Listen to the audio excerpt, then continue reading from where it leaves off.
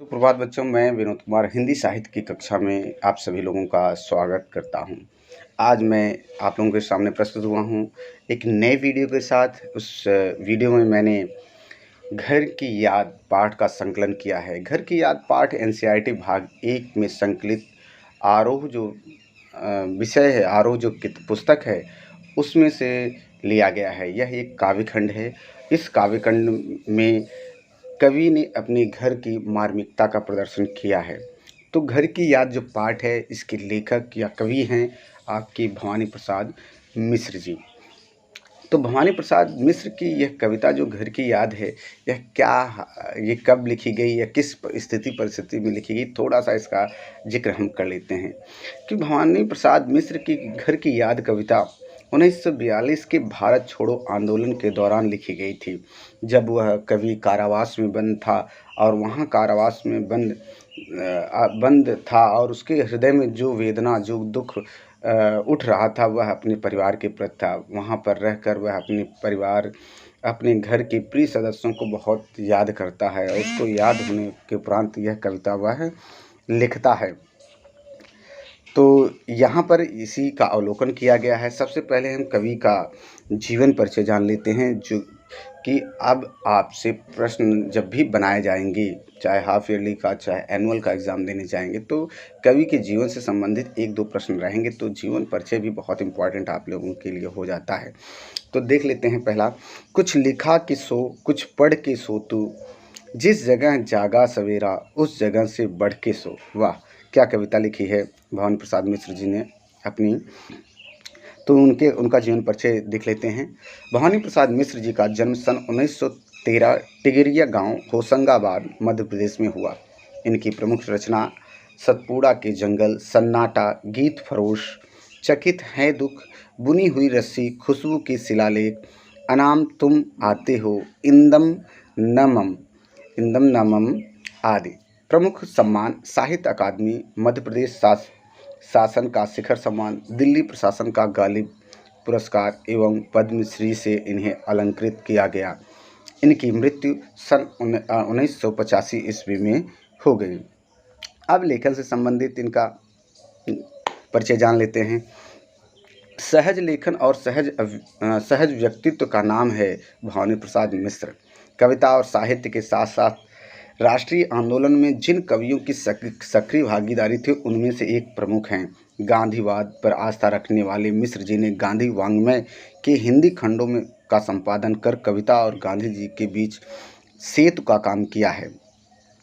भवानी प्रसाद मिश्र की कविता हिंदी की सहज लय की कविता है। इस सहजता का संबंध गांधी के चरखे की लय से भी जुड़ता है, इसलिए उन्हें कविता का गांधी भी कहा जाता है। देखिए, एक प्रश्न मिल जाता है, कविता का गांधी किसे कहा जाता है? तो भवानी प्रसाद मिश्र को कहा जाता है।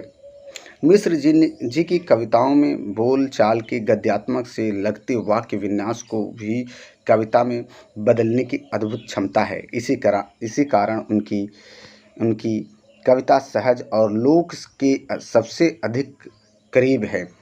भवानी प्रसाद मिश्र जिस किसी विषय को उठाते हैं उसे घरेलू बना देते हैं। आंगन का पौधा, शाम और दूर दिखती पहाड़ की नीली चोटी भी जैसे परिवार का एक अंग हो जाती है। वृद्धावस्था तथा मृत्यु के प्रति एक आत्मीय स्वर मिलता है। उन्होंने प्रौढ़ प्रेम की कविताएं भी लिखी हैं, जिनमें उद्दाम श्रृंगारिकता की बजाय सहज जीवन की सुख दुख और प्रेम की व्यंजना है।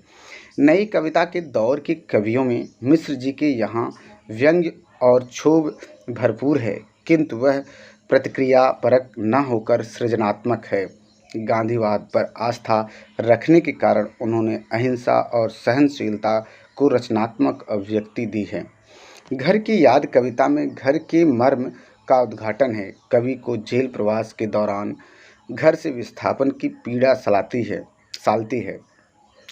कवि, अब देखिए, घर की याद जो कविता है उसका मूल भाव यहाँ पर बताया जा रहा है कि घर की याद कविता में मूल भाव क्या है। घर की याद कविता में घर के मर्म का उद्घाटन है। कवि को जेल प्रवास के दौरान घर में से विस्थापन की पीड़ा सालती है या दुख देती है। कवि के स्मृत संसार में उसके परिजन एक एक कर शामिल होते चले जाते हैं। घर की अवधारणा की सार्थक और मार्मिक याद कविता का की केंद्रीय संवेदना है। तो इस तरह यह कविता जो मूल भाव दिया गया है उसका बताया मैंने। थोड़ा सा जान लेते हैं कि क्या है, थोड़ा सा पूरा इसका निचोड़ भी समझ लेते हैं। कवि इस कविता में कवि कारावास में है, बाहर बरसात हो रही है, इसी कारण उसका प्राण और मन घर की यादों से घिरा हुआ है। देखो, एक कविता की एक लाइन है, उसकी थोड़ी सी व्याख्या कर लेते हैं। आज पानी गिर रहा है, बहुत पानी गिर रहा है, रात भर गिरता रहा है, प्राण मन गिरता रहा है।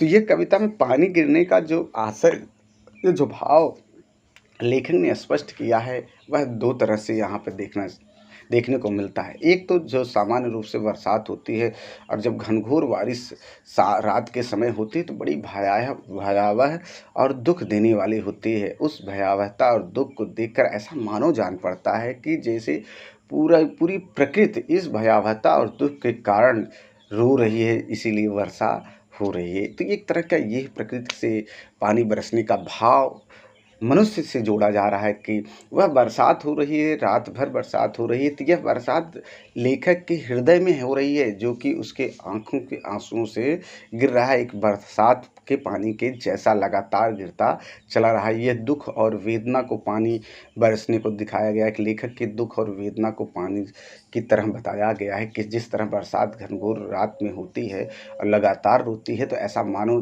जान पड़ता है कि पूरी प्रकृति रो रही है, उसी की अश्रुधारा ज़मीन पर गिर रही होती है और कितनी भयावहता, कितना डर लगता है।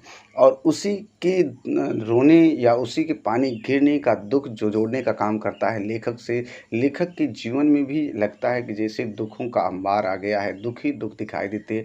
उस दुख में उसके हृदय मन से अश्रु की धारा बह रही है। तो यहाँ पर एक भाव जोड़ने की कोशिश की गई है बरसात के पानी से और लेखक के जीवन से जो कारावास में बंद है। तो इस तरह इस इस कविता का आरंभ हम कल करेंगे और इसके जो मूल भाव हैं उनको मैंने बताया, उसको ध्यान से पढ़िएगा। बड़ी रोचक, बड़ी ही अच्छी कविता है, बड़े ही ध्यान मनोवेग से इसको पढ़ना है और आपको समझना भी है। तो आज के लिए इतना ही बच्चों, अगले दिन हम इस वीडियो को लेकर दूसरा इसका भाव लेकर प्रस्तुत होंगे। इस कविता का अगले भाव को अगले वीडियो में आप लोग देखिएगा। धन्यवाद।